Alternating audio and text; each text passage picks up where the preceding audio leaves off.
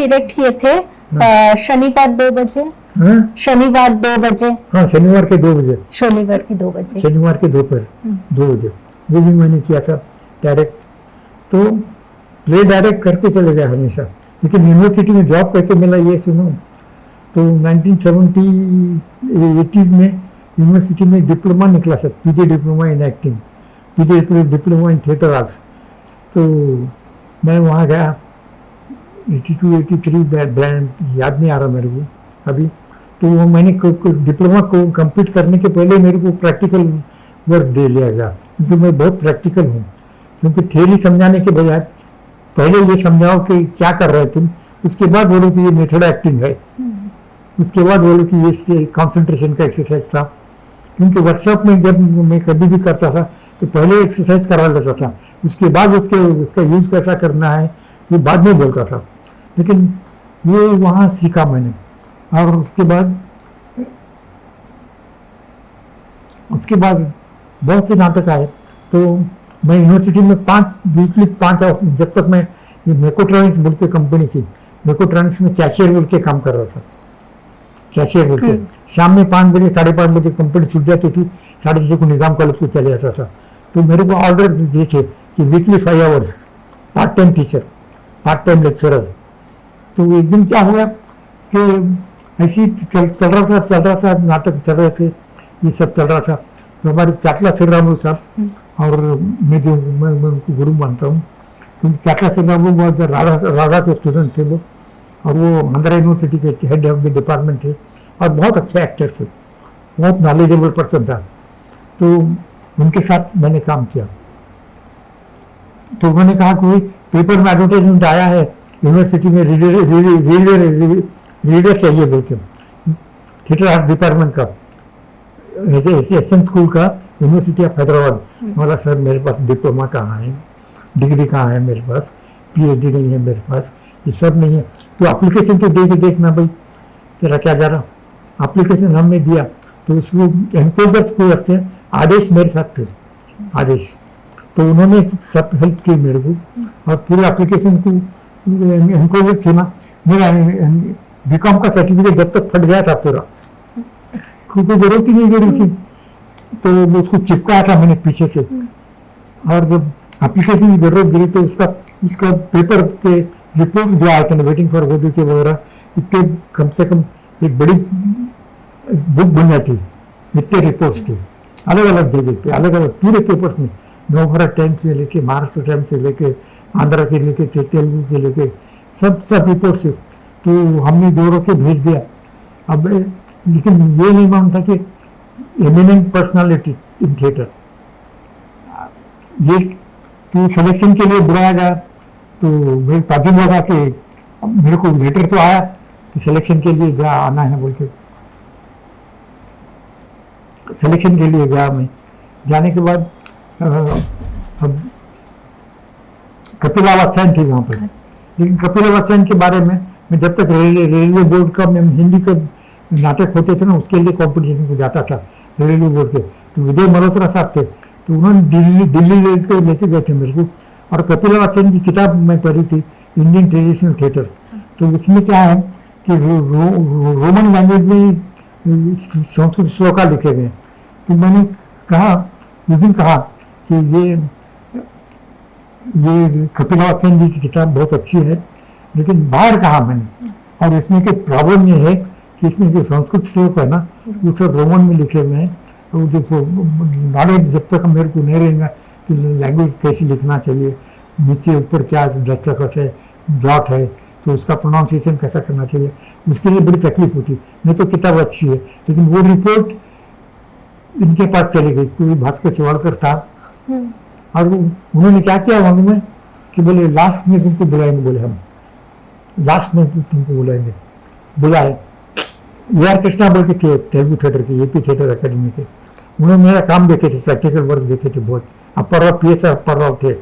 मेरे सिलेक्शन में यूनिवर्सिटी में 11 लोग थे टोटल, यानी अलग अलग प्रोफेसर, अलग अलग ब्रांच थे, लोग आए थे। मार्कंड भट्ट बोल के थे, उन्होंने आए थे वहाँ से। और याद नहीं आ रहा मेरे को अभी।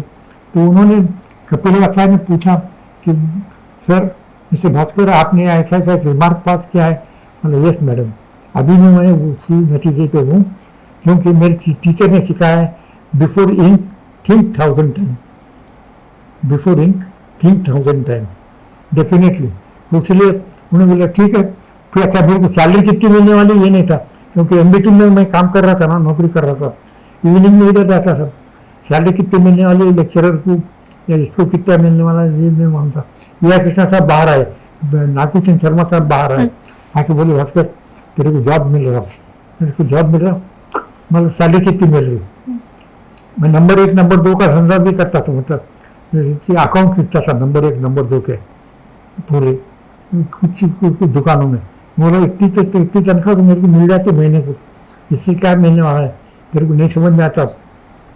अच्छा लास्ट में रखा था तो इंटरव्यू तो मैंने कहा कि मेरे को वापस कैसे जाना है कैंप से ले तो हम छोड़ देंगे बोले। मतलब अरे वो रजिस्ट्रार में देखा हाँ से बीकॉम का सर्टिफिकेट फटा हुआ है पूरा, पीछे से चिपका हुआ है। उसके बाद पीजी डिप्लोमा का सर्टिफिकेट तो गायब है, नहीं था उसमें, मार्क्स थे खाली। समझा नहीं था ना कि नौकरी मिलेगी बोल के ऐसी। फिर सिलेक्शन के लिए वो बातचीत हुई, बहुत एक्टिविटी के बारे में, सैमुअल बेकेट के बारे में पूछा, एवरी के बारे में पूछा, उसके बाद गुरके विस्की के बारे में पूछा। ये पूछने के बाद मैं तो जवाब देते ही चले गया। बेटा जवाब के सवाल की जवाब देने के बजाय सवाल पैदा कर देता था उनके सामने बेटा। और वो इसलिए मेरे को सिलेक्शन किया गया। और उन्होंने कहा कि we are appointing you as a lecturer against the reader post. Very good, चलो तनख्वाह कितनी मिलती पूछा, पहले पूछा अबाउट 3000 मिल जाते। मतलब ठीक है, फिर कहाँ आना पड़ेगा गोल्डन थ्रेशोल्ड में। फिर शुरू हो गया। लेकिन उसके पहले उमा की मुलाकात हुई थी, मेरी विनय की मुलाकात हुई थी। अच्छा। क्योंकि मैंने कहा ना कि उसका प्ले देखा था बोल के, तो विनय से आप ये लोग हमारे एमटी खान साहब एक दोस्त थे, बोले आप तो अकेडमिशियन बन गया तो प्रैक्टिकल क्या करता रहे, प्रैक्टिस का कहा नाटक करता, कुछ नहीं करता तो प्रैक्टिकल हो गया, मैन हो गया, अब खत्म हो गई तेरी प्रैक्टिस। बोला नहीं ऐसा नहीं, मैं जाने के बाद करूँगा, कोशिश करूँगा। लेकिन पीजी डिप्लोमा में मुझे बहुत नॉलेज मिला, यानी नाट्य शास्त्र क्या होता है, थिएटर ऑफ द एब्सर्ड क्या होता है, वेरियस टाइप ऑफ थिएटर, उसके बाद मेथड एक्टिंग क्या होती है। ये प्रोफेसर रामदास थे, एम.एन. शर्मा थे और चटला साहब थे, इनसे प्रैक्टिकल वर्क मेरे से कराते थे बहुत, और वो नॉलेज डेफिनेटली मेरे काम आया वहाँ बोलने के लिए इंटरव्यू में। और उसके बाद विनय की मुलाकात होने के बाद तो आरोप कर रहा हूँ मैं विनय के साथ, बहुत से प्लेस कर रहा हूँ। और अब मैं बोर्ड ऑफ स्टडीज़ का 6 बोर्ड ऑफ स्टडीज़ का मेंबर हो गया, यूनिवर्सिटी ऑफ हैदराबाद, उसके बाद उस्मानिया यूनिवर्सिटी, उसके बाद आंध्रा यूनिवर्सिटी, उसके बाद वेंकटेश्वरा यूनिवर्सिटी और औरंगाबाद यूनिवर्सिटी और एक यूनिवर्सिटी याद नहीं आ रहा, मेरे को याद नहीं आ रहा। आप एनएसडी में भी जाते थे ना? नहीं, एनएसडी जाता था, बाद में मेंबरशिप मिली। एनएसडी वाले बुलाए मेरे को, अरे एक्सपर्ट मेंबर बोल के, बहुत सी जगह पे बुलाए एक्सपर्ट मेंबर बोल के। एनएसडी के लिए भी गया मैं, संगीत नाटक अकादमी के लिए भी एक्सपर्ट बोल के गया। 1980 से जो फेस्टिवल होते थे तो संगीत नाटक अकादमी एक्सपर्ट ऑब्जर्वर बोल के बुलाते थे हमेशा। बहुत कुछ मिला, मैं बहुत कुछ मदुराई गया था मैं ट्रेनिंग के लिए, वर्कशॉप के लिए, how to teach in the colleges theatre, उसके लिए गया था। अभी बहुत कुछ है, लेकिन विनय के साथ जब जुड़ गए हम, रंगधारा जुड़ गए विनय के साथ। मेरा खाली 89 में या कुछ हम लोग पहला वर्कशॉप करे रंगधारा का, विनय का सूत्रधार बोल के विनय ने अलग ब्रांच खोली। हाँ। तो उसलिए मेरे को जेलसी वगैरह नहीं हुई बिल्कुल, मतलब और एक काम अच्छा हो रहा ना, और एक ब्रांच खोल रहे ना, और एक काम अच्छा हुआ। तो विनय ने सूत्रधार बोल के ना कास्टिंग एजेंसी प्राइवेट लिमिटेड निकाली, और उन्होंने भी हर एक विनय से सीखना कि स्क्रिप्ट याद कराने को जो लगाता था उन्हें, that was the entire different method. अभी भी स्क्रिप्ट याद करने को लगाते हैं साथ वो विनय। अब थोड़ा बताइए मैं राही मासूम के बारे में। मैं राही मासूम यहाँ बद्री विशाल पित्ती बोल के थे, उनके घर में हर महीने हर साल को एक पूर्णिमा के दिन मीटिंग होती थी कलाकारों की। तो मैं उसके पहले मैंने खतरे बोल के कविता की थी डॉक्टर अनवर मुजम की। तो खतरे में ग्रो तो उसकी फिजिकल थिएटर किया था मैंने। वो तो बोलता है कि मर्डर तो हो गया है, खून तो हो गया है, लेकिन पता नहीं किसने किया है। एक जना क्या बोलते कि मैंने तो सिर्फ उसकी आंखें निकाल ली है ताकि मेरे दीदार में कोई दीदार न कर सके। एक कहता है कि मेरे दिल की धड़कन बंद कर, इसकी धड़कन बंद कर दी। एक कहता है कि मैंने सांस कर दिए, लेकिन आखिर कातिल कौन है? तो ये 30 मिनट की कविता, 40 मिनट की कविता थी। इसको देखने के लिए इंद्रनाथ चौधरी जो सेक्रेटरी थे जब साहित्य अकेडमी के, सेंट्रल साहित्य अकेडमी के, वो थे, खदीर जमा थे, प्रोफेसर मुगनी साहब थे, प्रोफेसर रानम साहब थे, उसके डॉक्टर अनवर मुजम खुद थे, जिलानी बानो खुद थे। ये सब ऑडियंस ऐसी बैठी हुई है। तो मैं बोला कैसा करता भाई तुम? डॉक्टर इंद्रनाथ चौधरी बोले मेरे को कैसे करते भास्कर तुमने डायरेक्ट? मतलब देखो कैसा करते, कैसा खेल करते। लेकिन क्योंकि मैंने पेंटिंग के दो एग्जाम पास करे हैं, शोलापुर की पेंटिंग के एग्जाम से रहते थे वो, तो मेरे को ब्लॉकिंग में यानी फ्रेमवर्क जो बोलते हैं ना, स्पेस जो यूज करना है वो कैसा करना है दिखता था मेरे को। मैं हर मेरा कंपोजिशन आपको एक आर्टिस्टिक दिखेगा। आपने सोनाटा में काम किया है ना, तो आपको सोनाटा में हर कंपोजिशन एक फ्रेमवर्क का था। अगर फोटो निकाले तो अच्छा लगता कि पेंटिंग है ये। तो सिर्फ पेंटिंग नहीं, म्यूजिक का भी। आप जब सोनाटा डायरेक्ट कर रहे थे तब हम लोग को आप बोले थे कि it is like the midnight sonata, जो मूनलाइट सोनाटा जो है वो म्यूजिक कॉम्पोजिशन के लिए एक crescendo, the play will reach a crescendo, then again एक नीचे आएगा ग्राफ, ऐसे आप समझाए थे। बीथोवन का सोनाटा, मूनलाइट सोनाटा बहुत फेमस है। यस, बीथोवन का। तो उसको सुनने के बाद आपको लगता है कि ऐसा ऊपर जा रहा है, वो बाद में स्लो होते हुए अगेन ऊपर जाता है, अगेन एक स्लो। तो उसके अंदर के जो कर्व थे वो तुम्हारे सोनाटा प्ले में आए थे। तुम आपकी संयोगिता की दीप्ति थी। तो ये इंग्लिश के नाटक, अंग्रेजी में नाटक किया मैंने। उसके बाद अभी राही मौसम की बात रह गई बात। हाँ, राही मौसम में ऐसा हुआ कि अनवर मुजम साहब ने कह दिया कि उन्होंने मेरी नाटक की कविता का मंथन किया है। तो अनवर मुजम साहब ने मतलब तो बदल विचार साहब ने एक पुस्तक दिया, मासिक दिया, उसका नाम मैं भूल गया। उसमें उनकी कविता लिखी हुई थी राही मासूम की। वो लंबी कविता है बहुत, 10 मिनट की कविता है। वो 10 मिनट की कविता 10 मिनट से ज़्यादा हो जाती। तो मैंने कहा उन्हें एक कविता तुमको करना है स्टेज के ऊपर, तो कैसे करेंगे अपन देखेंगे। तो मैंने पढ़ने को दी उनको। तो जब उन्होंने बहुत के अभ्यास किया उसका, और उन्होंने कविता पूरी किताब ही पढ़ के निकाली। और किताब का नाम अगर याद आ रहा तो वो अच्छा रहेगा, याद नहीं आ रहा मेरे किताब। मासिक का मैगजीन है वो, जिसमें उनके अनछपे हुए राही मासूम साहब के, डॉक्टर साहब के अनछपे जो छपे नहीं हैं वो सब कविताएं हैं और सब किस्से हैं। उसमें से राही मासूम की मतलब मोनोलॉग की वर्कशॉप करेंगे अपन। तो उसमें मैं, आदेश, संदीप, विनय, चारों भी लोग थे डिस्कशन करने में। और डिस्कशन करते करते वो स्क्रिप्ट बनी। और उसमें से एक भी प्रसंग, एक भी सीन हमने झूठा नहीं लिया है।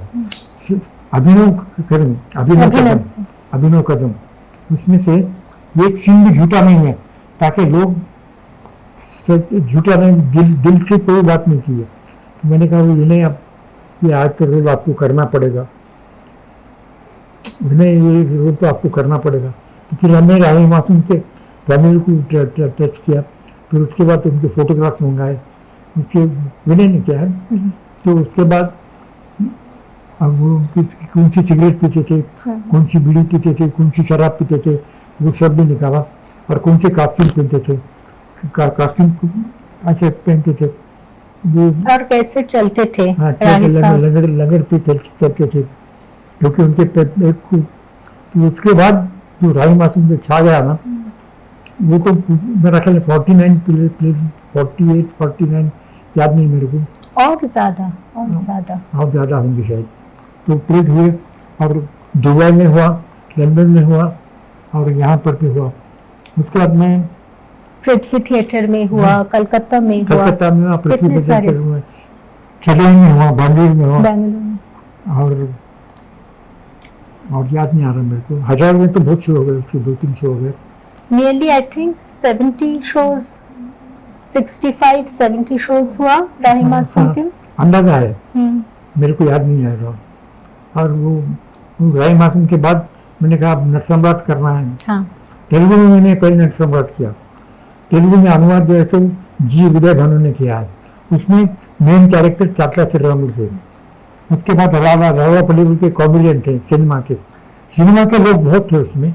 लेकिन सबको मैंने कहा था कि भाई मैं तो विदाउट माइक करूँगा, विदाउट माइक। मैंने पहले ही तेलुगु में नाटक किया ना, तो असमर्थुरु जयत्र यात्रा हुज लाइफ स्ट्रीट ट्रेनिंग में कि तेलुगु में किया।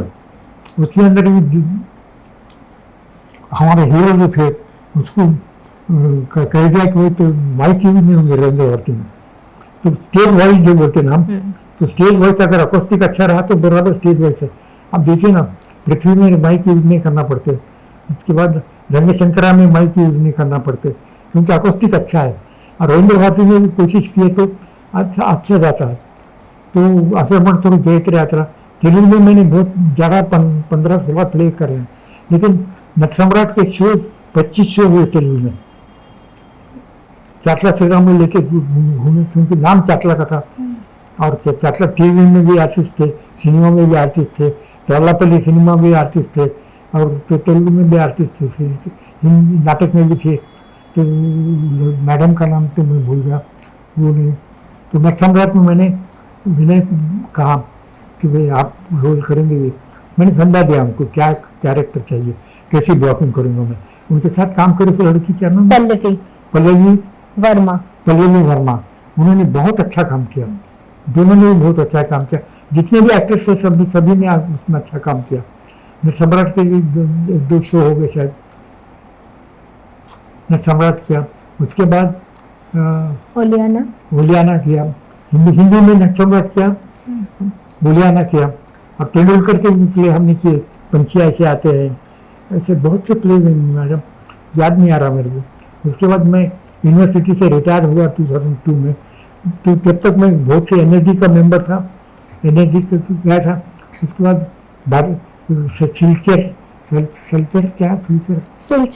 सिलचर आसाम में है ना, वहाँ की यूनिवर्सिटी भी गया था मैं, बोर्ड ऑफ स्टडीज़ को। फिर उसके बाद भुवनेश्वर को भी गया था, उड़ीसा में, बोर्ड ऑफ स्टडीज़ की मीटिंग को, सिलेक्शन कमेटी की मीटिंग को। NSD के सिलेक्शन में भी मैं था, यहाँ पर बेंगलुरु में, स्टूडेंट सिलेक्शन में। बहुत ही जगह है। अगर फिल्म्स भी किए हो सर? फिल्म एक्टिंग, अरे मैंने दो फिल्म में करी थी ना। एक तो वर्किंग बोट, और दूसरी जो है सो उसका नाम मैं भूल गया। हाँ, डैनिश, हाँ, जिसमें वो मैं लेपर्स का रोल करता हूँ, लेपर का। और अच्छा रोल था, क्योंकि स्क्रिप्ट मुझे पसंद आई थी। वो लोग बिला वजह वो दोनों को उसको प्रीस्ट को जला देते हैं कि प्रोपोगेटिंग द क्रिश्चियनिटी बोल के। वो प्ले में वैसे नहीं है। प्ले में वो बताएगा कि you want to do service to the lepers की सर्विस करते थे वो। तो वो स्क्रिप्ट मेरे को पसंद आई और उसलिए किया मैंने। तो लीस्ट डेज क्या है याद नहीं आ रहा मेरे को। उतना अब तक उसमें काम किया। उसके बाद बहुत से सालों तक काम करता था सिलेक्शन कमेटी में। मैंने 4 PhD से सब गाइड किए हैं, 5 PhD। 4 में से तो theatre is a medium of self fulfilment. उसके बाद प्रोपोगंडा थिएटर, उसके बाद ड्रामा एज थेरेपी, ये बहुत अच्छी थी स्क्रिप्ट, मतलब काम किया प्रमदीप ने, बहुत अच्छा काम किया स्पेशली मिडिल चाइल्ड के लिए। अब ग्लिच थिएटर की बात करेंगे तो हमने स्ट्रॉन्गर सुपरमैन किया था, जो चाहता था कि भाई बोलना चाहता था, कि मैसेज देना चाहता था। और ग्लिच थिएटर में बड़े लोग, विनय ने 14 साल के लड़के का काम किया, उसके बाद भावना ने उनके बहन का काम किया, भावना ने उसके बहन का काम किया था, या नहीं उसका बहन का एक काम। प्ले में विनय ये छोटा 14 साल का लड़का का काम किया, और एक प्ले में 80 इयर्स बूढ़े का भी। हाँ, crash class trip, yes, crash class trip में बूढ़े का 80 साल के बूढ़े का रोल किया। अब उसके लिए 2 महीने रिहर्सल लगी हमको, उनके बारीक बारीक चीज़ें करते थे हम लोग, कैसा कैसा करना है, वैसा वैसा करते करते। अब वैसे तो पेपर्स में बहुत कुछ छपा है, बहुत कुछ है, लेकिन विनय के साथ बहुत कुछ मज़ा आया। सुता आनंद कुलकर्णी हमारा जो मेंबर था, वो हमारा बैकबोन था, आनंद कुलकर्णी रंगधारा का। भास्कर कुलकर्णी अभी चले गए, दोनों भी नहीं है, उनकी याद बहुत आती है। और तो अभी क्या हुआ रंगधारा का? अभी हमने नए लोगों को दिया है चार्ज, वो लोग चला रहे हैं, प्लेस भी होते रहे। अच्छा, तुमको बोलना है, रश्मि सेठ सचिन बोल के मैंने प्ले किया था, the great tyrant at city wall का ट्रांसलेशन मैंने किया था, और सचिन बोल के ऑलसेंस ग्राउंड के ऊपर किया था, ऑलसेंस स्कूल के ग्राउंड के ऊपर, जो वो चर्च है ना, चर्च में ऐसा फसील, वो जो है ना फसील, ऐसा बेटला बुरुज बोलते ना, बुरुज था, तो ऊपर से कैरेक्टर नीचे आते थे और दोनों डायलॉग बोल के फिर सीढ़ी के ऊपर चढ़ जाते थे। राइटर खुद था यहाँ पर, ट्रंकट रॉस्ट राइटर खुद था, देखने को ताज्जुब लगा। रश्मि सेठ थी उसमें, राजू अस्थाना थे, फिर राजू कुलकर्णी थे, और असलम परचूरी था, असलम परचूरी ने का काम किया था। तो ऊपर से लैडर से 20-22 फीट आना, नीचे से चले जाना ऊपर, और इतना अच्छा हुआ कि प्ले, उसने राइटर ने कहा कि मैंने ऐसा प्रोडक्शन नहीं देखा, वसील बोल के, वसील। और विनय के साथ और अक्रम परचूरी और हमारा मर गए तो बच्चा, क्या नाम याद नहीं आ रहा उसका एक्टर, हाँ पांडे, कौन सा पांडे याद नहीं आ रहा मेरे को, देखो माफी चाह रहा हूँ मैं आपसे, क्योंकि मेरे को याद नहीं आ रहा। तो सर मेरा एक जानना था कि ये जो स्टेज डायरेक्शन, ये जो स्टेज क्राफ्ट, स्टेज सजाना कैसे होना, तो how important it is, and lights के बारे में भी, लाइट्स एंड कॉस्ट्यूम। लाइट्स के बारे में आपको टेक्निकल नॉलेज बहुत होना चाहिए। लाइट्स के बारे में खाली लाल पीली लाइट डालने से कुछ नहीं होता है, उसके ऊपर डालने से होता है कि लाइट मूड क्रिएट करता है, मूड, लेकिन विजिबल रहना चाहिए, लाइट भी विजिबल रहना चाहिए। और स्पॉट्स अवेलेबल है तो जितने स्पॉट्स अवेलेबल रहेंगे उस पर डिपेंड है। तो इकोनॉमी में, एमेचर थिएटर में 2 ही लाइट्स रहते, उसके ऊपर करते, क्योंकि लाइट सेट भी अगर लगाना है तो सेट इल्यूजन क्रिएट करता, लोकेशन का इल्यूजन क्रिएट करता। लेकिन अपने पास नाटक में इतना आसान है कि अपने पास नाटक में अपन एक चक्कर लगा के अगर सीधा बोले हाँ क्या झाड़ दिख रहा अभी, कितना खूबसूरत झाड़ है, झाड़ नहीं रहता, कुछ नहीं रहता, लेकिन लोग एक्सेप्ट करते उसको। अपनी पुरानी जो नाटक है ना, उसमें प्रहसन में यानी जो कीर्तनकार होते हैं ना, भागवत बोलने वाले, वो लोग कुछ नहीं रहता है, उन्होंने 5-5 कैरेक्टर्स करते हैं कितने, लेकिन वो लोग करते हैं सिंसियरली, इसलिए हम लोग ऑडियंस भी इन्वॉल्व होती है। सेट डिज़ाइन के लिए भी आपको लोग चाहिए, फिर इंफ्रास्ट्रक्चर चाहिए। इंफ्रास्ट्रक्चर तो कितने पैसे डालेंगे, क्योंकि एमेचर थिएटर में बहुत मुश्किल है, लोग सेट, बहुत सारे groups they use so many expensive props जो यूज भी नहीं होता प्ले में, लेकिन पूरे एकदम सजाना रहता है। यूज नहीं, वो खाली क्या जाता है कि हमारा ध्यान जो तो वो प्रॉपर्टी की तरफ जाता है, इंस्टेड ऑफ एक्टर की तरफ जाने के बजाय। नहीं, जितना चाहिए उतना सेट के ऊपर जितना सामान रखेंगे मिनिमल एकदम। उसका उसका यूज करना चाहिए। अब देखिए ना, राई मासूम में पानदान रखा हुआ है, मुगलदान रखा हुआ है, पानदान लेके थूक रहे हैं, सिपाही कतर रहे हैं, सिपाही लेके पान लगा रहे हैं, पान लगा के पान खा रहे हैं, और वो किताबें जो पीछे रखी हुई उसके लिए भी जा रहे हैं। तो प्रॉपर्टी का यूज करें हम।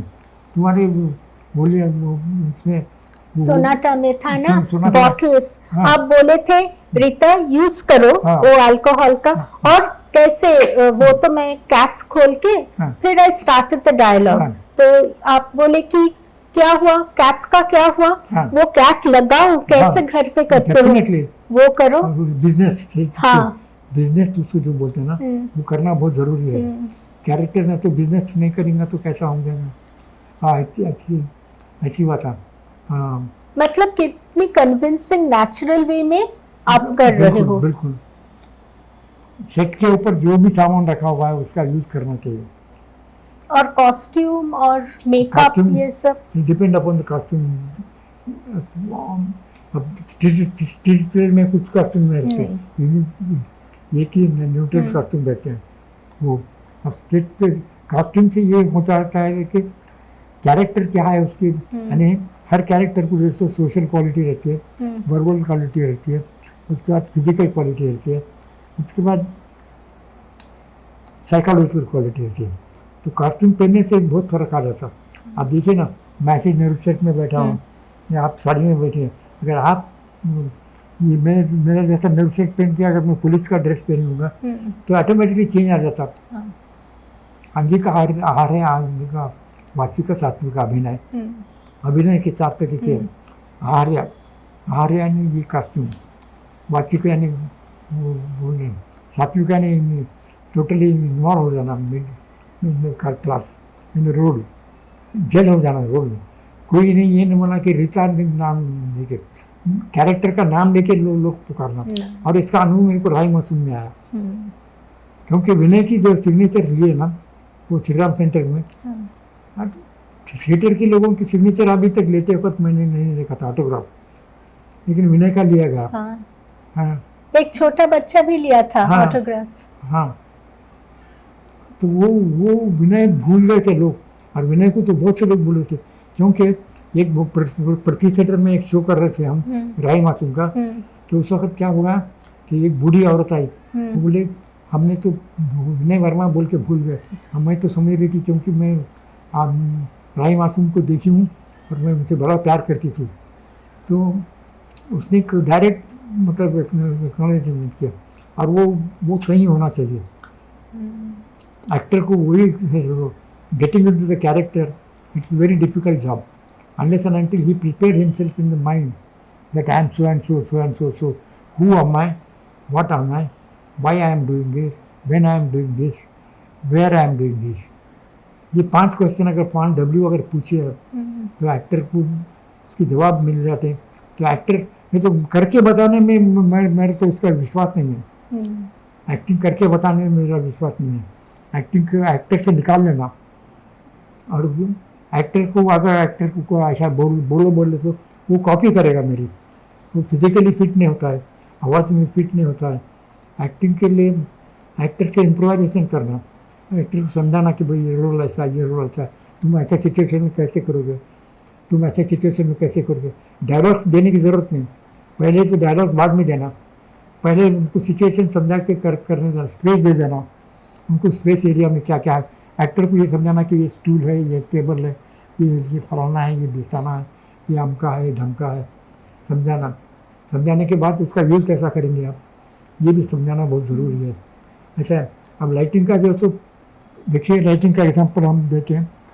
हमारे गोडसे साहब जो लाइटिंग का करे थे ना, वेटिंग फॉर गोडसे में 2 ड्रम्स है, 2 लैम्प है, तो वो लोग कपड़े फटे हुए रहते बिल्कुल, ऊपर ब्राउन कलर लगा दिया था उन्होंने।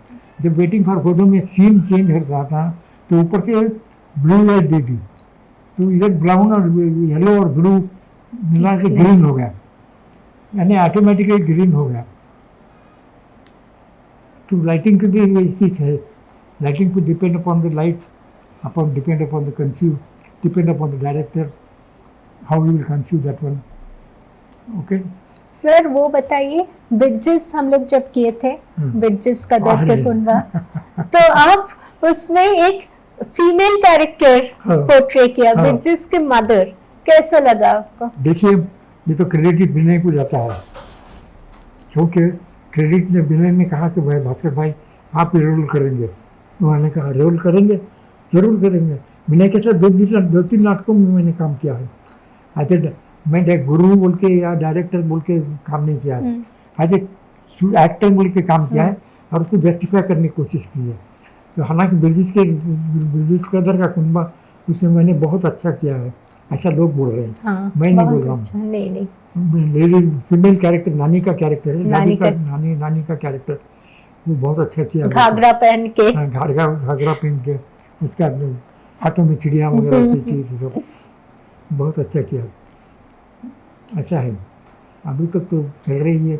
अभी आप देखते हो और जो मॉडर्न प्लेस जो हो रहा है, जो बच्चे कर रहा है, नए नए बच्चे, अभी तो कितने ग्रुप्स आ गए हैदराबाद में? हैदराबाद में बहुत ग्रुप्स आ गए, 11-12 ग्रुप है हैदराबाद में। अब वो लोग अपने ढंग से कर रहे हैं, उसमें खुश हूँ मैं, इसलिए कि कभी कहते अच्छा होता है, कभी खराब होता है, लेकिन मूवमेंट चालू हो गई। हाँ, मूवमेंट स्टार्ट हो गई, बिल्कुल। और ये जो मूवमेंट स्टार्ट हो गई है लामका से शुरू हो गई। बेसिकली लामका से जब सच्चे में जगह मिल रही है तो लोग शुरू कर दिए आना भी वहाँ पर लामका में। और मेरा सारा पहला शो अपना राय मासूम का वहीं हुआ था, लामका में। लामकन में नहीं हुआ था पहला शो? लामका का शो, हाँ, लामकन कहाँ? लामकान का शो पहला शो अपना वो जब लामकान के एनिवर्सरी में, लामकान के एनिवर्सरी में हुआ था शायद। हाँ, राही मासूम। अच्छा, तो वहाँ भी हुआ था था। पहला शो राही मासूम का लामकान में नहीं हुआ, लेकिन लामकान के जो एनिवर्सरी कुछ शोज चल रहा था उसमें लामकान में हुआ था राही मासूम। राही मासूम याद रहेगा, उसके बाद उलियाना याद रहेगा, उसके बाद नटराज सम्राट याद रहेगा मेरे को। सोनाटा याद नहीं रहेगा? सोनाटा याद रहेगा ना। और भूमा, बादल सरकार का भूमा मैंने जब किया था तो बादल सरकार खुद थे। अच्छा। वर्कशॉप में, प्रोडक्शन में। और उन्होंने कहा कि भास्कर मेरा प्ले मैं तुमको दे दिया, मुझे इतना, क्योंकि फिजिकली मूवमेंट इतने थे भूमा में कि पूछो मत। उसमें आदेश के भाई काम करते थे, बड़े भाई थे, छोटे भाई थे, याद नहीं, वो नहीं रहे शायद, लेकिन आदेश लाइटिंग के हद तक आदेश सोचता है बहुत कुछ, बहुत सोचते हैं और उनके बारे में वो बोलते हैं ठोकर और कुछ ये तो। और अभी आपको आपका जो स्टूडेंट्स, आपका जो इतने लोगों को तो आप मेंटरिंग किया है, आप गाइड किया है, कैसे? भरद्वाज जैसो, वो he is a reader in IGNOU. अच्छा, Padma Priya, he is a lecturer in Telugu university. और भिक्षु, ही इज ए लेक्चरर इन और सेंट्रल यूनिवर्सिटी। राममोहन अच्छा कर रहा है, जॉली पुट्टी अच्छा कर रहा है, रत्नशेखर रेड्डी अच्छा कर रहा है, थिएटर कर रहा है, सिनेमा कर रहा है, सब कर रहे हैं ये लोग। और उसके बाद अल्ताफ बोल के एक है, अल्ताफ भी अच्छा कर रहा है। और विनय तो है छे, और आप लोग रश्मि सेठ भी कर रही हैं काम। मोहम्मद अली बेग साहब उनको हर वक्त इन्विटेशन भेजते हैं। इस वक्त नहीं जा सका मैं उनके प्ले को, लेकिन उसने अपने ढंग बनाया है, उन्होंने अपना ढंग से थिएटर किया है। सब अपने अपने ढंग से कर रहा है। It's very good, very motivating. बहुत मोटिवेटिव है। तो आपको तो इतने सारे अवार्ड मिले हैं सर, तो कैसे लग रहा है? मेरे को अवार्ड्स इतने सारे नहीं मिले। पृथ्वीराज कपूर एक अवार्ड मिला था, उसके बाद राजकमल अवार्ड एक मिला सो, और मुझे याद है मेरे को। और उसके बाद ये कीर्ति पुरस्कार तेलुगु यूनिवर्सिटी ने सम्मानित किया है लास्ट ईयर ओनली। और वेटिंग फॉर गोदो का अवार्ड मिले हैं हमको। और ऑडियंस का अवार्ड मिला? ऑडियंस के अवार्ड बहुत मिले हैं। आवाज़ ऑडियंस से हमेशा मैं शुक्रगुजार हूँ उनका, जो लोग आके देखते हैं। एक नहीं तो हमारे ऊपर एक धब्बा लग गया था, एक्सपेरिमेंटल प्ले करते हैं बोल के, वो हमारे मराठी लोगों से निकल गया।